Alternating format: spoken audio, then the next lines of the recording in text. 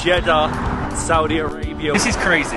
We're definitely going to have to get used to Saudi time. Okay, somewhere from Qassim, date from Qassim. Saudi definitely takes some getting used to. I am sweating. The Red Sea Mall is actually the largest mall in all of Jeddah. Welcome to the Al Rama Mosque. Well, who would have thought it? Good afternoon from Jeddah, Saudi Arabia. We arrived late last night from Beirut, Lebanon, and this is our first day exploring the mysterious country that only opened to tourism in 2019, but changes have been happening drastically since then. I think we're staying in a pretty good location. We're in the Al Rawda district, which is very central. You'll notice that absolutely no one is on the streets of Jeddah. Nobody walks around, everybody drives in their car, as it is a pretty vast city. It's actually 1:30 in the afternoon and there is nobody on the streets. This is crazy. It is Saturday and there is no one on the streets. There's literally only the cars on the road, and considering this is Saudi's second largest city, I kind of did expect to see some people walking around on a weekend, but nobody is around. And actually our first task of the day is to get something to eat. I would call this brunch, but it's actually more like a late lunch. People in Saudi just have like dinner and more dinner and dinner. People in Saudi just start the day very late. We're definitely going to have to get used to Saudi time when walking along. Like I said, it's nearly 2 o'clock in the afternoon and absolutely all of the shops, all of the cafes, all of the restaurants are closed. Just like this one here, look, a lovely restaurant, but absolutely no one is there. I think it's closed anyway, and I know that during the call to prayer, the restaurants will actually close for 20 to 25 minutes. So if you're inside the restaurant, you can't actually leave until the prayer has been done. So it's going to take some getting used to the way things work out here in Saudi. As summer is fast approaching, we have teamed up with Skyscanner to bring you some alternative destinations to travel to. Skyscanner is a travel search engine that we use all the time on our travels. You can use Skyscanner to find alternative destinations by using the Explore Everywhere button. Just put in your departing airport and date, click Explore Everywhere. It will then bring up a list of destinations starting with the cheapest. If you're looking for a beach destination, obviously for the summer, then somewhere like Gdansk or Sopot in Poland is a really great idea. We actually travelled to these places in the slightly winter months, and we didn't get to experience it as you would if you travelled in the summer. However, there is so much to do there and the beaches are pretty good. You can actually travel to Gdansk for around £70 on Skyscanner, which is a great bargain, much cheaper than your standard holiday prices. With that, you can obviously get the same great weather and have bundles of fun. We do hope that we have given you some inspiration of alternative destinations to travel to this summer and ways in which you can use Skyscanner to find them. Don't forget to use Skyscanner on your next trip, and let's get back to the video.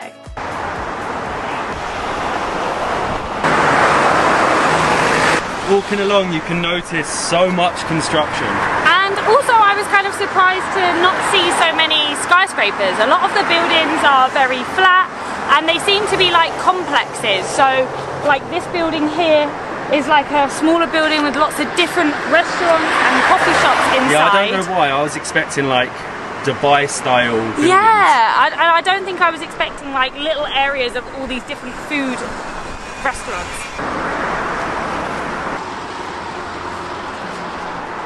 This is kind of the problem for us getting used to things. This was the local restaurant we found. Yeah, this was one of the closest and best restaurants nearby where we're staying, and it did actually say it was open. So on Instagram, on Facebook and on Google it said it was open right now. Yeah, but like it is late. So our plan was to try some Hijazi food, which is like the food of the region. It's the mountains that run behind Jeddah and all along the Red Sea coast, but it doesn't seem like the Hijazi restaurant's open until the evening. It is 20 to 2 and every restaurant in Jeddah is closed. Plan B is we're going to try one of these like bakery sweet shops and hope. I actually haven't done any research on Saudi sweets, so I'm going to have to ask. Fingers crossed they have something. Hello. Can we ask you a question? These are all Saudi sweets. Saudi sweets from Saudi. Which? Makkah, Medina. Yeah. This is Qasim. Ah. Okay, and which one is the best? We get the dates, the Saudi dates. Saudi? Yes. Dates? Yes, Mexico. Okay, so I think basically that all of the sweets and the dates come from somewhere in Saudi, like Mecca, Medina, Qasim. Is that a place? I'm not sure. But we should try some dates. This is a healthy breakfast. Medina.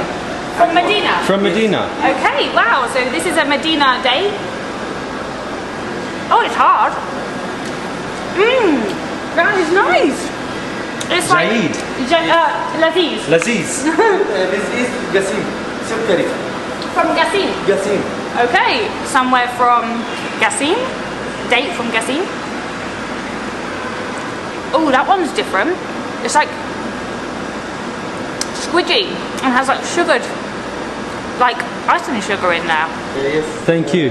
Mabroom. Shukran. So this one is Maghroom, I think, another area in Saudi. It's tough.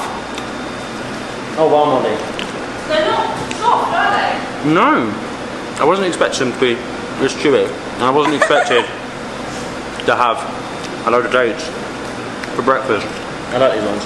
This is a lotus covered date. Wow. I think this is Biscoff. This is like the modern Saudi date. Oh my god. Oh my god, that is...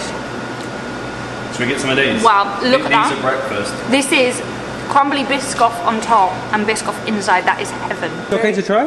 Yes. Thank you so much. Shukran. Pleased that the restaurant was closed. This guy has just given us all sorts of dates. This is a date covered in crunchy chocolate.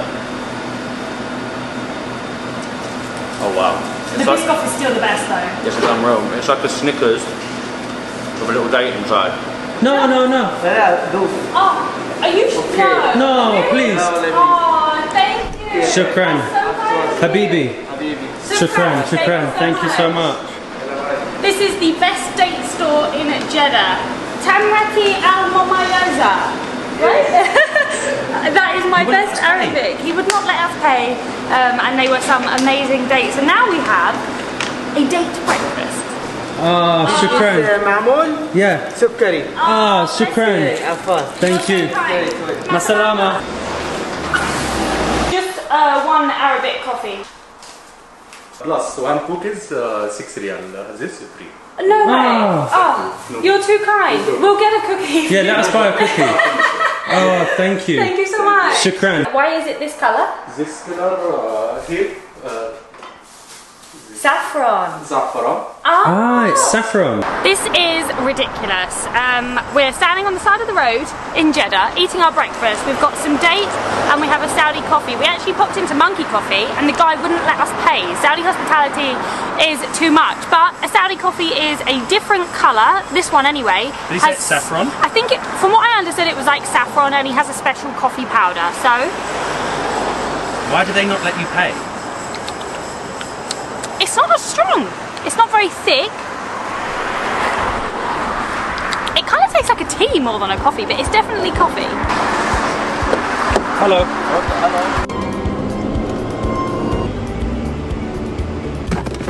Thank you. Saudi definitely takes some getting used to. Our plan was to head to the Corniche, to the famous floating mosque of Jeddah. We jumped in an Uber, which you need to do. You need to get Uber everywhere here. It's a very vast city. It's not walkable. It's incredibly hot.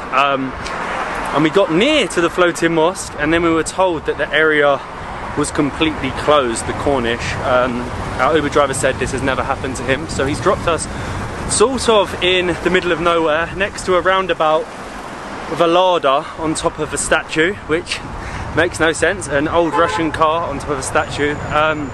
But we are near to the most famous mall, and I feel like that is where all the locals hide on days like today when it is so hot. They go to the mall, so I think we're going to check out the mall and then hope that that part of the Corniche has then opened so we can see the famous, you come to Jeddah, you want to see the famous Red Sea.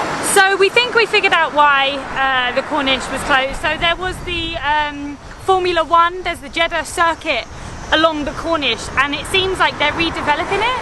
I don't know if, like, we must be able to visit the Corniche at some point. It's just very vast. There's a lot of nothing in between modernness. There's a lot of like redevelopments, and there's a lot of different areas that are just so far apart. I am sweating, but we finally found the Red Sea Mall. As Matt said, when you're in Jeddah you have to come to the Red Sea, but because we can't go to the Corniche right now, the next best thing is the Red Sea Mall, which is, I think, the most famous. It's slightly older. I think it was the first famous mall in Jeddah. I just need some aircon. I think this is where all the locals hide in the midday sun. In Saudi, we have finally found them. Couples, families, friends, all come in here to get some food, to go shopping. You've pretty much got everything. There's actually now the call to prayer going on, and I think the rules might have changed. Like I said before, all the shops or the restaurants were closed during the call to prayer, but right now it doesn't look like that is happening. You've got everything. You've got high-end shops, you've got a massive food court, and there is even a cinema. Up until a few years ago, I don't think Saudi Arabia even used to have cinemas in the country. I've never heard this before, a call to prayer in a mall. The first time ever, but it doesn't seem as though things are closing. We had heard that's what I said, nothing's closed. We had heard that it does close, but yeah, everything seems to be open. So I think this mall, the Red Sea Mall, is actually the largest mall in all of Jeddah, and I think it was actually the first. There were now over 25 mega malls because the Crown Prince is just putting so much money into infrastructure, into tourism in the country. Now, if you speak to anyone in Saudi, especially in the east, they will probably tell you that you have to try al-Bake. Apparently it's like their famous fast food. It's a bit like the Saudi KFC. From what I can see, it just looks like a lot of fried chicken. So we're going to have to try maybe a snack. I have no idea what to get. We're going to have to get a snack. Can we have 2 chicken fillet sandwiches? Thank you. So I rushed, I can't lie, I panicked. I panic ordered, so I got 2 spicy chicken sandwiches and a 7-Up. She said that they have like shrimp, they have chicken, they have chicken nuggets, they have falafel, but I panicked. So this is the famous Saudi fast food chicken burger. I think it opened in 1974. You acting like you knew that. Yeah, Matt just had to tell me. So inside there's like chips, pickles, and it's spicy, but I just really want to try their... Oh Matt, we have like so many sauces. What is this? Chicken nugget sauce and cocktail sauce. Okay, I'm going to try their chicken nugget sauce. This is exciting. Here goes. Oh my god. Is it good? It's also really spicy. Wow. It is so hot. It's essentially a chicken kebab, because it's in like the wrap. I was expecting more of a burger, but it's good. It was only £3.87. Hello. Hi. Is the mosque and the Corniche open now? Maybe. Okay, thank you.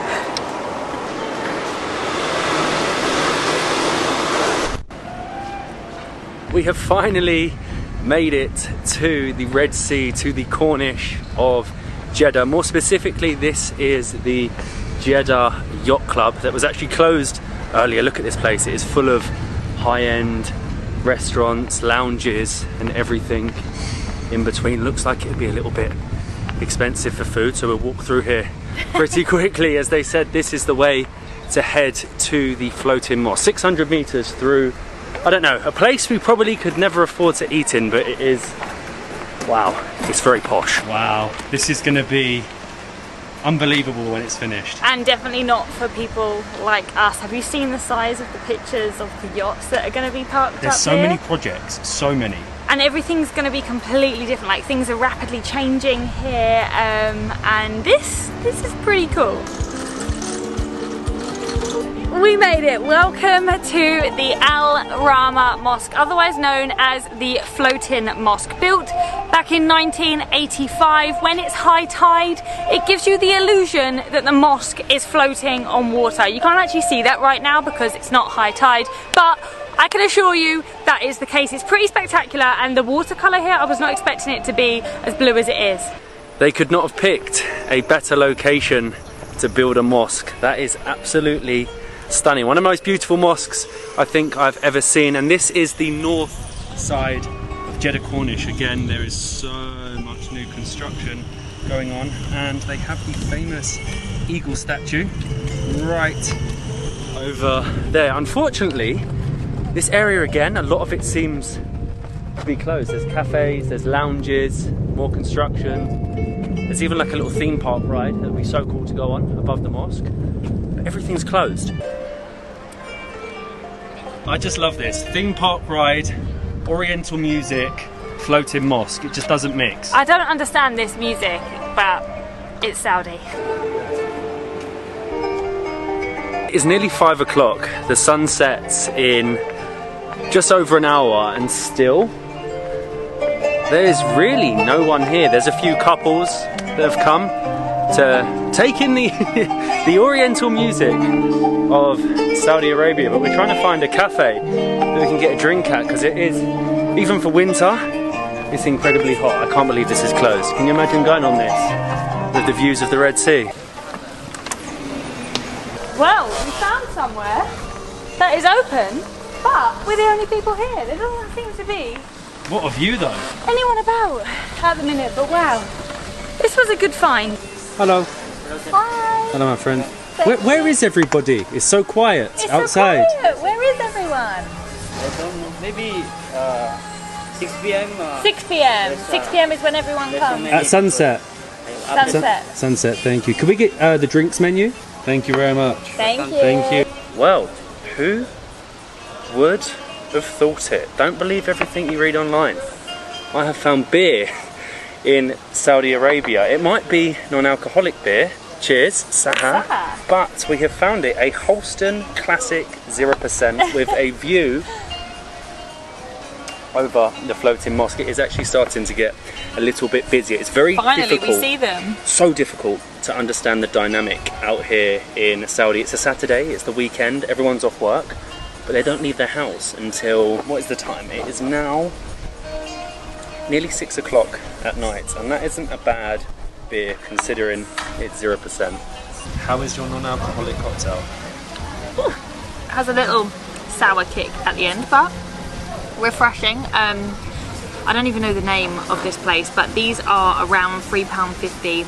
I don't think it's too bad considering the location. I don't think it's too bad. I'm assuming that these places are pretty new, seeing as most things are under construction, so I feel like these areas are new and therefore going to be slightly more expensive.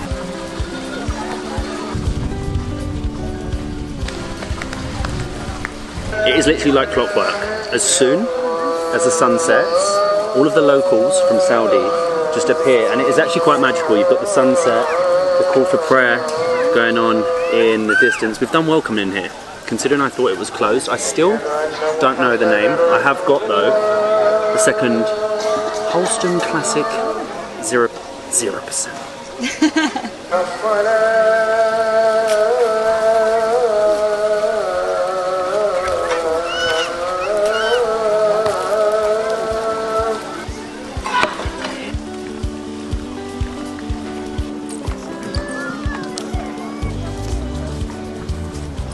And welcome to the famous Jeddah sign. Just in case you didn't know where you were.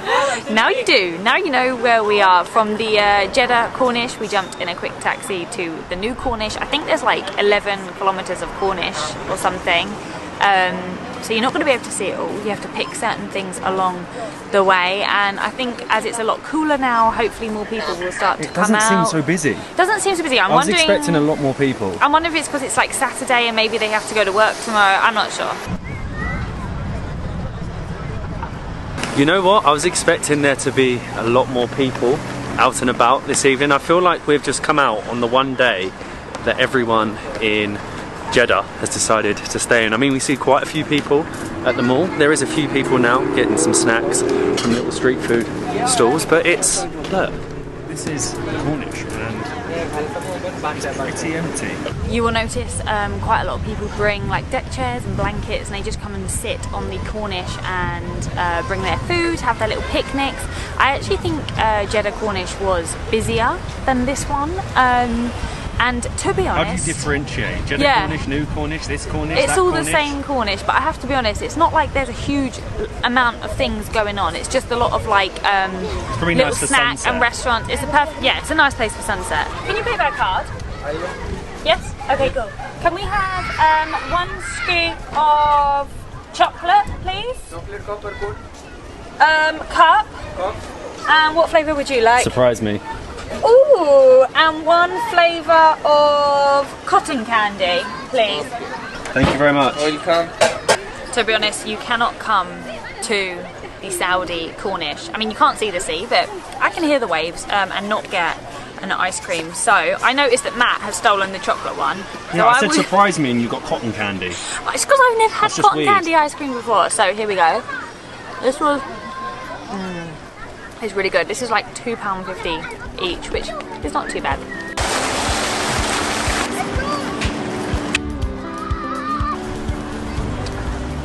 It's got some seriously fancy buildings around the Cornish, and like Molly said, you can see lots of people bring their own chairs, deck chairs, and just sit there, enjoy their food with their family and take in the sea breeze.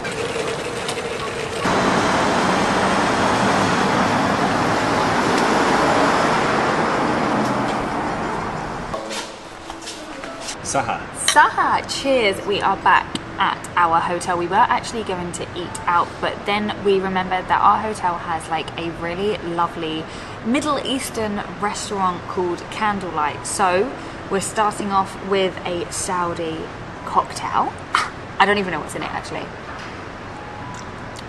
Were you ever told as a child It's really not good. to have like sweet stuff, ice cream before dinner? Oh my god, I And we've gone know. and done that.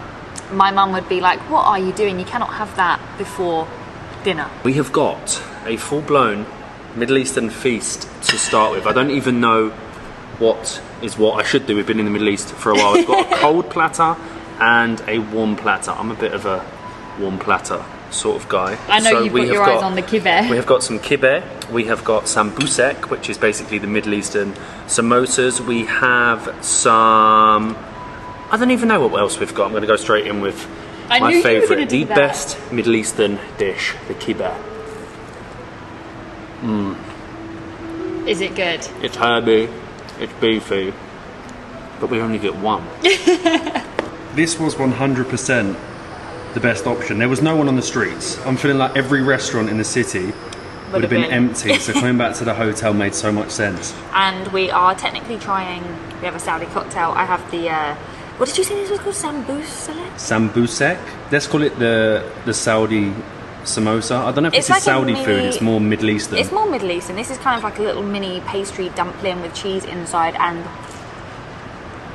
it's really delicious. I feel like Saudi or Saudi locals is very, like, extremely broad. It's very multicultural now. So many workers come from different countries all over the world. Definitely. So I feel like they've got some of their cuisine or brought some of their cuisine over to Saudi. I mean, this is a bit of a difficult subject. The vine leaf, the dolma, the sama. Where does it come from? I don't even like to say where it comes from. If I say this is from Saudi, there'll be like 20 other countries trying to kill me in the comments, but See who how do does they it do it in best. Saudi? Is it the same or is it different? They're extremely good, you know? I'm going to be very biased and say my favourite vine leaf anywhere was Armenia. Really very good. If you look at the coffee in the hot water in the fry. You have to keep it on the heat. Oh, for the flavours to Yes, come. yes, yes. So 45 minutes. 20 minutes, Wow. 45 minutes. Thank you so much. No problem. And to finish at 11 o'clock at night, I'm sure this is not a good idea, but this is a Saudi coffee. It's this colour because they add saffron, milk powder, cardamom and other spices, and you heard him, 45 minutes on the stove, I think you could have milk. I didn't think you could have coffee and milk. and a herb. It's a very interesting taste. Oh yeah. more dates, like we haven't had enough. We've eaten a lot of them today. And welcome to Al Balad. He very kindly offered to show us where we could find a rooftop. That really is Saudi hospitality for you. He's only gone and led us to one of the coolest cafes. You know all the spots. Cheers, Saha. Saha! Saha. It's like Saudi French fries. Yeah. You can't be Shamil, you're Wasim. My friend, 60? Okay. Habibi, shukran. The best, the football man of Saudi Arabia. But you need to start supporting Chelsea. Man U is not good. Very good. Chelsea the best.